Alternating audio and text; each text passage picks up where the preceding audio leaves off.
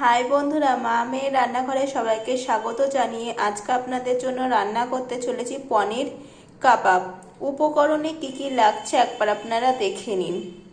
এখানে পনিরটাকে জলের মধ্যে নুন দিয়ে ভিজিয়ে রেখেছি। হলুদ গুঁড়ো, নুন, শুকনো লঙ্কার গুঁড়ো, চাট মশলা, জিরে গুঁড়ো, ধনে গুঁড়ো, চিলি ফ্লেক্স, গোলমরিচের গুঁড়ো। প্লেটের মধ্যে প্রথমে দিয়ে দিচ্ছি বেসন, তারপর দিচ্ছি ময়দা।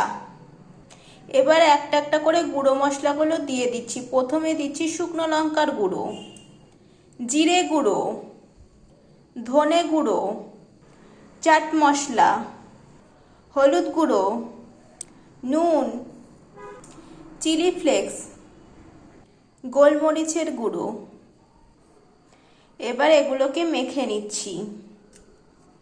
জল ছাড়াই মাখবো, জল পড়বে না। কড়াইটা গরম হয়ে গেছে, এবার তার মধ্যে দিয়ে দিচ্ছি সাদা তেল। পনিরগুলোকে লম্বা লম্বা করে কেটে নিয়েছি। যে ব্যাটারটা বানালাম ওটার মধ্যে দিয়ে দিচ্ছি একটা একটা করে। এবার এপিট ওপিট করে লাগিয়ে নেব।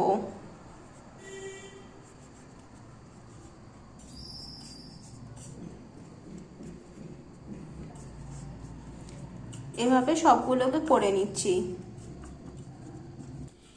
একটা একটা করে কড়াইতে দিয়ে দিচ্ছি।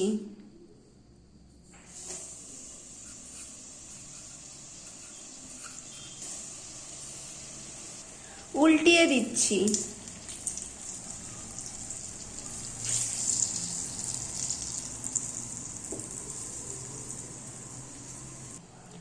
লাল লাল করে ভেজে নিয়েছি, হয়ে গেছে। এবার নামিয়ে নেব।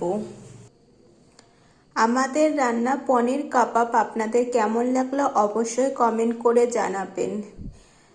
আমার চ্যানেলে যদি নতুন হয়ে থাকেন একটা সাবস্ক্রাইব করে দেবেন। ভালো লাগলে চ্যানেলটি লাইক করে শেয়ার করে দেবেন। ভালো থাকুন, সুস্থ থাকুন।